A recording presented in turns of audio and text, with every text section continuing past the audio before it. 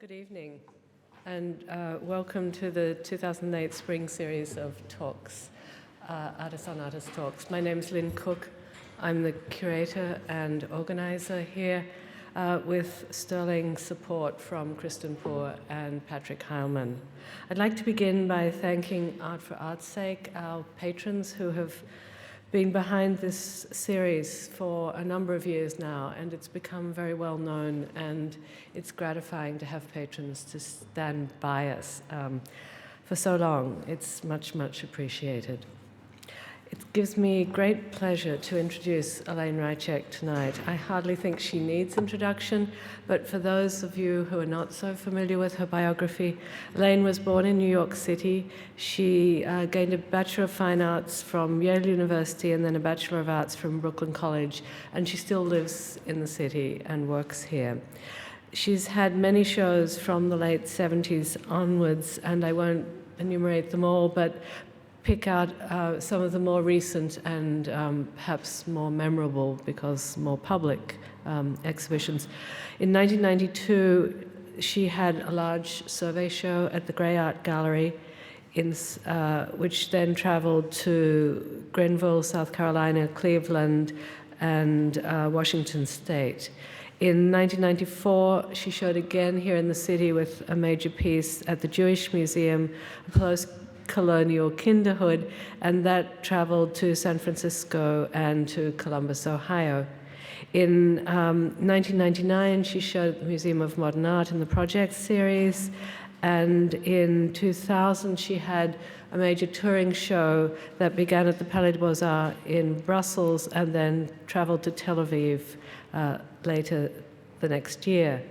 She's also shown several times in commercial galleries here with Nicole Klagsbrun in 1999 and last year, which I imagine many of you probably saw. Her work's in numerous collections, and I think it's particularly, well, maybe not surprising, but very intriguing that Elaine would choose the work of Louise Bourgeois to talk about. There are obviously many, many ways of addressing Bourgeois' art, and I'm sure Elaine will find a singular thread to take us through it. Please join me in welcoming her.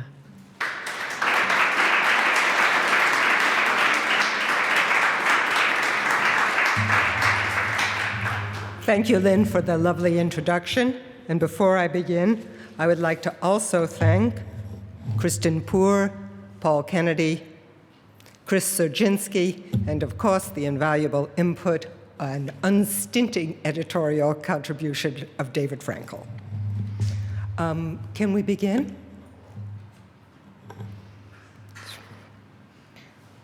Thank you.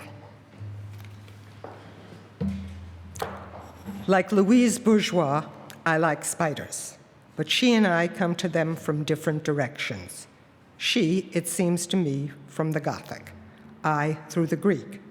I found them through the history of thread. Classical legend tells the story of Arachne, a young woman whose weaving was so skilled and artful that it rivaled that of Athena, the Greek goddess of wisdom, of the arts and sciences, and ominously of war. When Arachne challenged Athena to a weaving competition, which proved her at the very least the goddess' equal, Athena, in anger, changed her into a spider, the world's first. For the Greeks, the spider's spinning of the silken thread and her shaping it into a web was a model of art-making nature that they explained to themselves through the story of Arachne. And for me, as a contemporary artist who works with thread, the story is a model of art-making in culture, a story of the origins of art. Louise Bourgeois, whose drawing from 203 you see on the screen, began to make sculptures of spiders in the 1990s, and they have now become a sizable body of work. We can go now. She has done dramatic installations of these pieces at the Tate Modern in London, for example, and at Rockefeller Center here in New York. But the installation at Dia Beacon is surely one of the most striking and most revealing. When Dia Beacon opened in 2003, its curator, Lynn Cook, invited living artists represented in the collection to choose where they wanted their work to go. Bourgeois picked the top floor of the building. Let's call it the attic. She installed there a group of her sculptures, including a spider, by itself in the farmost room, a cul-de-sac to which, to leave, you can only turn around and go back the way you came. Compared to the light-struck rooms on the main floor with their white walls and skylights, the space seems dark and its bare brick walls give a gloomy, lair-like atmosphere. Since you more often see spiders in attics and cellars than out in the day, it's not a bad place for a spider to be. It's also a good place for Louise's spider in particular, because Louise's spider is a Gothic spider. Though I don't know whether Bourgeois herself had the book in mind, when you visit the space, it's hard not to think of Charlotte Bronte's Gothic novel, Jane Eyre, with its haunting character of the first Mrs. Rochester, Bertha, the feral madwoman in the attic, Jane's predecessor as mistress of the house. Attics, per se, don't necessarily recall Jane Eyre, but this one does, because just as Bertha casts a shadow over the entire Rochester household from the room in the eaves, locked and secret though it is, so does the spider preside over the museum, exerting a power out of proportion to its relative scale. This is partly a quality of the space itself, apparently left as it was, unsheetrocked, unpainted, and an explicit sign and embodiment of the building's past. But it also has to do with the space's inhabitants, the enormous spider, and also the other sculptures, breasts and penis forms like the parts of a dismembered body, remains of the spider's prey. Has Louise been relegated to the attic like Mrs. Rochester, or is this the place of force from which she governs below? By and large, the art on the ground floor at Deacon calls for neutral, white box spaces, spaces without history, just as much as the art likewise gives the impression of cool, abstract intellect. In this context, Louise's attic enacts a return of the repressed, what minimalism and particular modern line in the family tree tramped down has ferociously reappeared. In art historical terms of those traditions, what has been repressed is narrative, representation, emotional content. In personal terms, the terms in which Bourgeois' work is so often cast, the repressed is the traumatic past. Louise's particular traumatic past, though, I hope you're laughing, please. Louise's particular traumatic past, though, is not so repressed. The tale has been told many times, and I'm sure everybody in this room knows this story, but I'll quickly summarize it just in case. Her growing up was solidly comfortable, with both parents working in a family business, buying, restoring, and reselling antique tapestries. One day, when Louise was 10, Daddy brought home an English governess, Sadie, to handle the children. But Sadie wasn't really there for the children. She was there to sleep with Daddy, which she openly did. For some reason, unexplained or unknown, even though a solid part of the literature has been written or spoken by Louise herself, Mom accepted this. This is the psycho spider scene.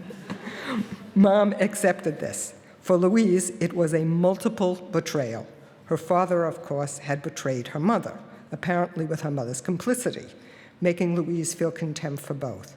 Neither her father nor her governess were what they pretended to be, filling her with a distrust for authority. Then the family was outwardly middle class and followed the rules of middle class behavior, except, of course, for her father, who, however, allowed no one but himself to break them. The incipient, rebellious artist grew to loathe her father.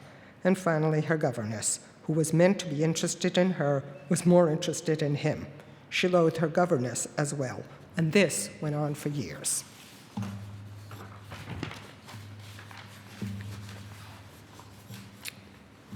The story, of course, we only know through Louise's account of it, which isn't to say it isn't true, just that a story is always a construct, a selection of points pulled out from the continuum of experience, and it's told to make sense of things or for some still more practical purpose. and Louise is quite straightforward about the practical use to which she turned her story. All my work in the past 50 years, I'm quoting Louise, she has said, all my subjects have found their inspiration in my childhood. My childhood has never lost its magic. It never lost its mystery. It never lost its drama. And the story of Sadie is to me almost as important as the story of my mother in my life. The motivation for the work is a reaction against her. Bourgeois openly acknowledges keeping the story of Sadie close to her as a generative engine for the work. The story is for her like a toothache that you constantly explore with your tongue, producing pain in a way you can control to give you ideas for dealing with it. One speculates that Bourgeois has actually sculpted the story in telling and retelling it, cutting and adding, shaping, modeling, performing continual adjustments to renew the story's goading power for her as she herself grows and changes, which is not again to say that what she's saying isn't true, just that the refashioning of our own narratives is something we all do, telling ourselves our stories in whatever way lets us go on. It's William Shafter. In Bourgeois's case, the family romance has been generative not only for her work, but for her career. She began to tell her story, made a slideshow of it, in fact, early in the 1980s, as she was preparing for a retrospective at MoMA in 1982. Since then, the story has been inseparable from the work. It's hard to read an essay on the work without hearing the story. Even writers who really make an effort to talk about the work, not the life, usually end up telling the story as the way into the work. And that's what I've just done right now myself. And Louise has done it too. As befits an artist of her generation, she was born just a month before Jackson Pollock. If a world away, she believes in setting images over words. And here's from quoting Louise. I don't see why artists should say anything, she says, because the work is supposed to speak for itself. And an artist's words are always to be taken cautiously. The artist who discusses the so-called meaning of his work is actually describing a literary side issue. The core of his original impulse is to be found, if at all, in the work itself. And yet, she has repeatedly traced the original impulse of her work to her story. Her critics and audiences can hardly be blamed for doing so as well. Bourgeois' first group show in New York was in 1939, and since then, she has exhibited here pretty steadily. I knew her work well in the 1970s when it was picked up by the feminist art movement. As for MoMA, it doesn't give retrospectives to unknown artists, and that retrospective in 1982 was the first it had ever been given to a woman in its then over 50 years history. I feel quite safe in saying the museum would not have been taking a flyer. Even so, there is no question that Bourgeois' career took off in an unprecedented way in the 1980s. In other words, after she began to tell her story. And here I find myself thinking of her in relation to another iconic woman artist, Frida Kahlo, whose work is similarly inseparable from the story of her life. While Frida became famous much faster than Louise, who had to wait for divadom until she was in her 70s, the reception of the two artists' work has followed similar paths.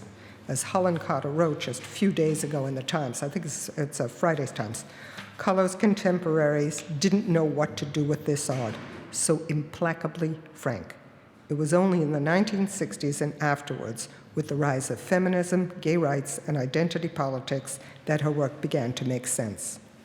And it was only after the publication of Hayden Herrera's biography of Kahlo in 1983, a year after Bourgeois' MoMA retrospective, and her creation of her autobiographical slideshow, that Kahlo's work really began to make sense, and she became the art star she is today. It's not for me to say how far these two women fashioned their public images as part of career calculation. In fact, I rather doubt they did. For Kahlo, in her embroidered blouses and peasant rebosos, to tie herself to the Mexican past during the years of high modernism, and for Bourgeois to represent herself as the furious victim do not suggest the most canny of professional strategies. And indeed, Kahlo died and Bourgeois grew old before they fully worked on an international scale. And yet, in the 1980s, just as Kahlo's story was being published and Louise was publicizing hers, something was happening to the barrier between public and private. At the moment when it was demolished for them personally, its demolition became a condition of public fame. As I remember the 80s, they were the time when our present culture of confessional urges, talk show revelations, and trauma studies began to crystallize. Of course, the public fascination with private lives of the rich and famous goes back much further. But the reality television aspect of American life, in which everything ordinarily private is made public, is much more recent. And the 80s is when I remember beginning to see it. However, I'm not a sociologist, and this kind of study is beyond my scope. What interests me here is art and artists, and particularly women artists and Louise Bourgeois. And it seems to me inescapable that if Bourgeois is one of the best-known women artists of our time, is not because or only because of her art, or at least likely not because of her art, but it's because, like Kahlo, she has a highly public, traumatic story. Oddly, in addition to this connection in their public images, Bourgeois and Kahlo use a related trope in their work. If, for Bourgeois, the source of this trope is psychic and spiritual, for Kahlo, it's actually physical. I'm thinking, of course, of the image of the dismembered body, the shattered body reconstructed or regrown in altered shape. Kahlo, as a girl, was riding a streetcar and got caught in an accident. The damage she suffered left her with medical problems that lasted the rest of her life and exposed her to a long string of surgical interventions. The traces of her ordeals are everywhere in her paintings, part of the subject matter, just as the ordeals of triangulation of Bourgeois's past is part of hers. With the difference, though, that no one would know Bourgeois's story if she hadn't told it herself. No one could have deduced it from her work if she hadn't set it up front and center 40 years into her career as the psychic governing term. The work may be legible as the index of a psychic condition, the severed, separated body parts, the physical deformations or reformations communicated by the suspended phalluses and multiplied breasts surely tell a story of their own. Apparently, though, that story wasn't enough.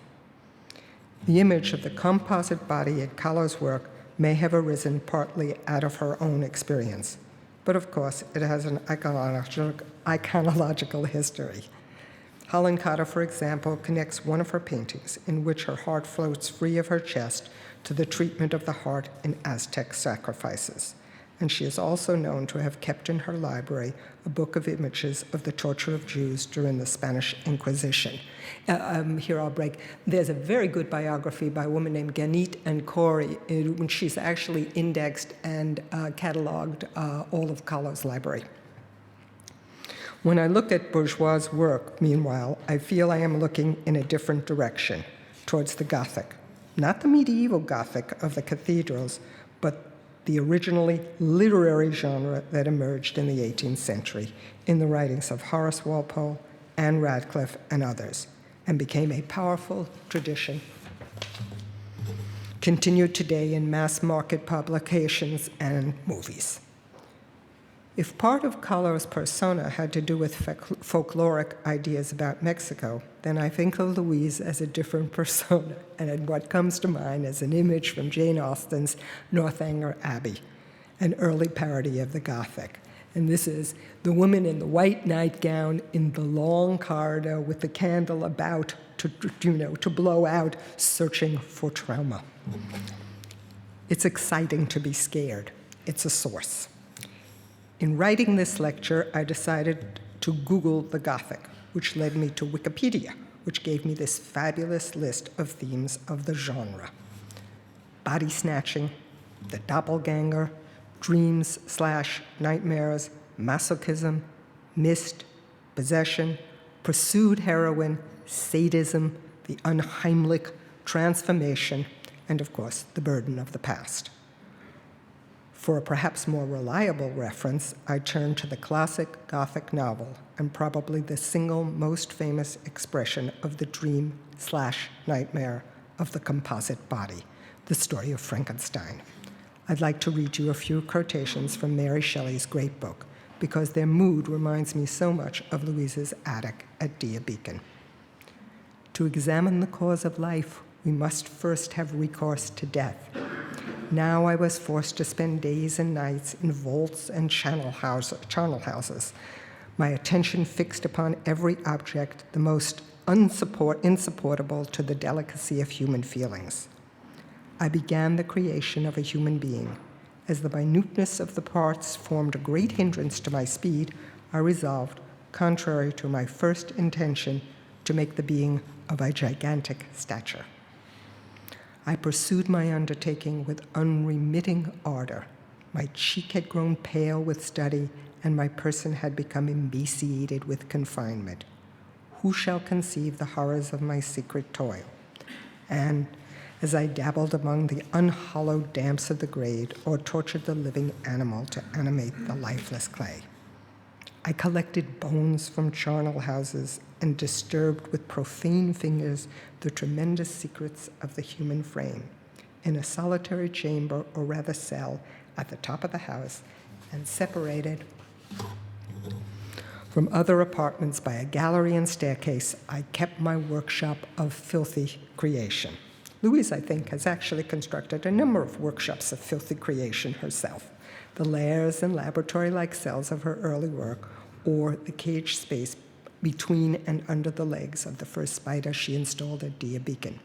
That piece is currently on loan to the Tate until it's returned a different, smaller spider, which you've seen pictured here. Sculpture sits in its place. This space, like the lairs, is both sheltering and confining, which makes the spider both nurturing and threatening. But Bourgeois persists in describing it as friendly. Indeed, she identifies it with her mother and asks, when she was asked why the spider, she replied, "Because my best friend was my mother, and she was deliberate, clever, patient, soothing, reasonable, dainty, subtle, indispensable, neat, and useful as a spider." Nor for Louise is the spider the ravenous carnivore you've been seeing on the screen here. To my taste, she writes, the spider is a little bit too fastidious. There is a very French, fiddly, overly rational, tricoteuse side to her, and ever more precise and delicate invisible mending. She never tires of splitting hairs. Yet Bourgeois is also capable of writing, "Caught in a web of fear, the spider's web, the deprived woman." And the idea of a web of fear, I think, is closer to the way many viewers are likely to respond to Bourgeois' enormous spiders, each of them standing on point on sharp, spear-like talons. If so, and if the spider is to be identified with a woman, as it is in mythologies and literatures around the world, and recently I just came across it again in the Golden Notebook, the masterwork of the most recent Nobel Prize winner, Doris Lessing. If so, that woman may be less Louise's dainty mother than the Mrs. Rochester, the mad woman in the attic, of whom Bronte writes, "What it was, whether beast or human being, one could not at first sight tell." Or more likely, it's Louise herself. The Louise who could title one grim work, also at Dia, "The Destruction of the Father." The Louise who nurses injuries, fantasizes cannibalisms, and seeks revenge. And indeed, Bourgeois also writes, "The female spider has a bad reputation, a stinger, a killer. I rehabilitate her. If I have to rehabilitate her, it's because I feel criticized." Here, clearly, Louise and the spider are one. So it isn't so surprising that Bourgeois, against all instinct and logic, describes the frightening creatures she designs as patient and soothing. "In my art," she may write, "I am the murderer, but in life she doesn't want to be known as the stinger or the killer." Louise has an ambivalent relationship to power. Quoting again, "I'm very ashamed or afraid of power," she claims. "I don't drive, I don't handle keys, I don't handle money. I leave it to the authority figures. And as an artist, I am a powerful person. In real life, I feel like a mouse behind the radiator. In your art, by recognizing you have no power, you become more than yourself. In my art, I live in a world of my own making. I make decisions, I have power. In the real world, I don't want power." And this is the point of her story. In the story, Louise is a victim. In those in power do harm, Louise will be, if those in power do harm, Louise will be powerless. I do admire Louise's work. I find some of it, including the spiders, enormously powerful. This is a person whose work I deeply admire. But I have a problem with the Gothic heroine. Her relationship to male power can only be subversive. Not that there's anything wrong with being subversive, but you can only be subversive from the position of sub, from beneath. You're always trying to get out from under. It's true that if you're coming from a place of injury, a place in which you've been hurt, you may have no other choice. Although Louise, of course, cherishes her injury, preserves it as her energy and inspiration.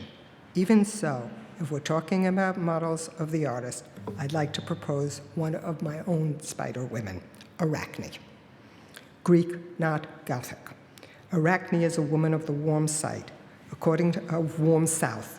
According to the legend, it is she who challenges Athena to compete. She's not afraid of power. And in the contest, while Athena weaves pictures of the punishments that fell on those who disrespect the gods, Arachne actually does disrespect the god by weaving a catalog of their sins: rape, mayhem, murder, Leda the swan, Europa the bull. In other words, like Mrs. Rochester, like Louise, she tells an alternative story. It is hubris, sure, she is an ancient bad girl, but Athena's retribution, as Ovid writes in the Metamorphosis, is dire. She sprinkled her with the juice of Hecate's herb, and immediately at the touch of this dark poison, Arachne's hair fell out. With it went her nose and ears. Her head shrank to the smallest size, and the whole body became tiny. Her slender fingers stuck to the sides as legs. The rest is belly, from which she still spins a thread and, as a spider, weaves her ancient web. Arachne is the first artist. Thank you very much.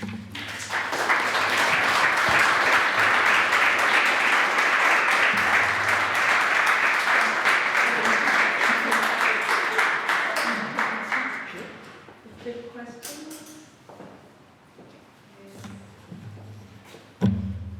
Oh, please, come ask me something. I'm just showing you.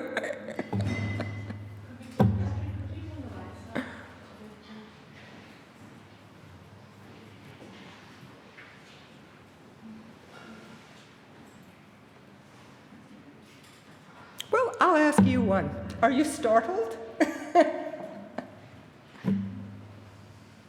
guess I would ask you, why is the Greek Arachne being subsumed by the more horrendous version of the spider, the Gothic spider? I privilege the Greek. Louise privileges the Gothic. Okay. But the spiders you've been finding in movies have all been Gothic. Yes. And it's to counteract Louise's version of the spider, which is dainty, patient, my mother. My proposition is that it's actually Louise, not her mother, and that kind of allergen to the idea of agency, of owning your power, is something that she's very uncomfortable with. And yet, there's nothing inky-dinky about these spiders. You know, we're talking about someone who makes huge work, big architectural sculpture. You know, people get under them. There's a picture of the kids in the Tate underneath, and the spider looming over them. So I can't see how this thing is dainty mom splitting hairs.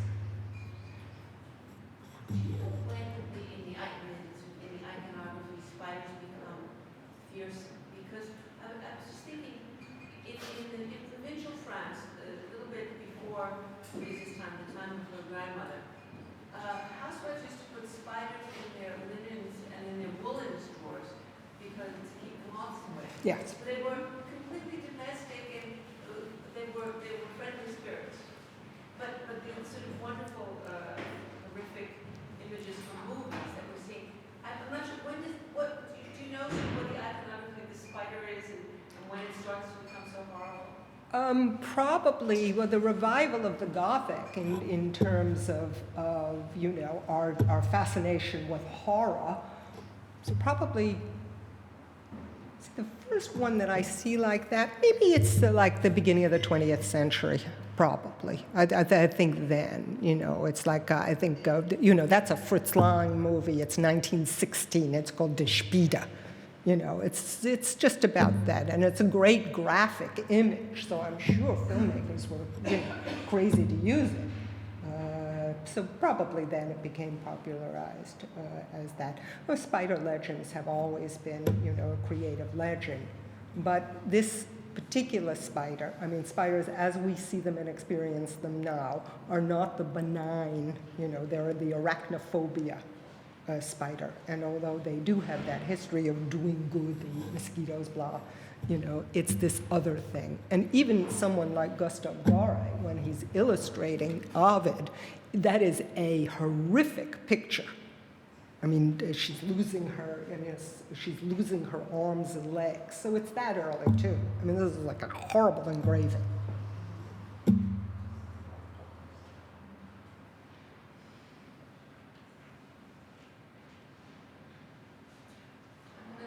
Sure. You had, I presume, a big choice of subjects. Did you know beforehand that you were going to find this? How did I choose Louise? Okay. Lynn asked me to speak on an artist. I mean, this is such a nice series because artists are rarely asked to speak about artists. I mean, you know, mostly it's somebody else lecturing, and artists are, you know, people usually don't care what you think. So this is lovely. So I thought, oh yeah, I have to talk. My only caveat is that I talk about someone in the Dia collection. Okay, so I thought I'm going to talk about a woman artist, and so that gives you Agnes, Hannah, and Louise. So I thought I can't do Hannah because I don't speak German, and I would really feel terrible if, you know, not speaking German, doing Hannah. And the context for her work is German, and I simply didn't feel comfortable. And I thought, gee, it'll take me a year to really... The logical choice would have been Agnes, okay? But she just had this big retrospective, and, you know, everything was shown. And I thought, oh, yeah, I'll talk about Coente's slip. I'll talk about the fact that she shared a studio with Lenore Tawney. I'll talk about the grid. I'll talk about weaving. And then I thought, I already know all that stuff. So what can I do that would be fun for me to learn something? And although I knew Louise's work, frankly, I hadn't read. And then I started to read, and I thought, what is this? I don't see the work like that. What is this? I mean, I certainly knew the story. I don't think there's anybody that doesn't know the story. In some ways, the story has now preceded the work, and that makes me feel terrible. I mean, I, as a fan of the work, want to see the work. I don't care if you call it Mama. I don't care what you're telling me about it. Let me look. I don't want to enact your drama. I want my own drama. And in the theater of the self, of course, we're all in the theater of the self. But, you know, move over. I mean, it's like the Globe Theater. I mean, you watch the theater of Louise, you know, you kind of like between the legs. And of course, I thought, I can't do, I mean, just like 50 years of work, so how am I going to approach this? So I thought, well, the big piece at Dia is the big spider. And I thought, ooh, yippee, spiders, I know spiders. I'll do that. And that is the long answer for how I came to Louise. And I had no idea what I was going to say until I started to read. And then once you start to read, you read the same account again and again and again and again. And that also brings up this kind of question of an artist controlling the reception of their work, or, you know, trying to control everything that's said about their work. And that's sort of an interesting question.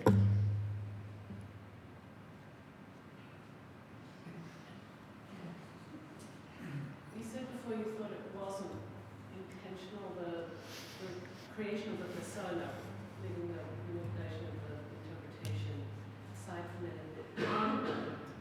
Do you think that, in a way, in the early 80s, the persona had to be created for an artist, for a woman artist who was, particularly one who's not part of the generation like Barbara Kruger and Jimmy Holzer and Sherry Bean? Louise was, as you said, so much older. Such an unusual figure in a way at that stage. You know, no one can figure somebody else's motivation. I don't know. I mean, certainly if it works, what the hell? But I don't think it was calculating.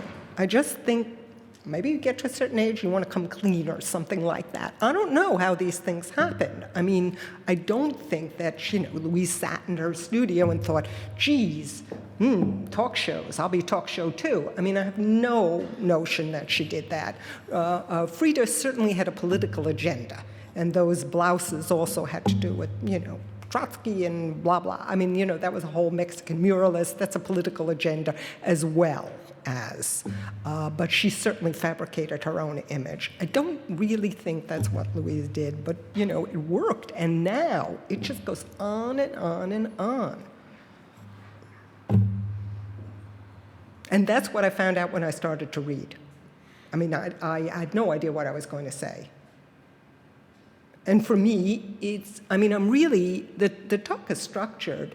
I begin with a myth, and I talk about art mythology, and I end with a myth. That's the structure of the talk, myth-making. So, and we get to say whatever we want, which is very nice. Thank you. Thank you.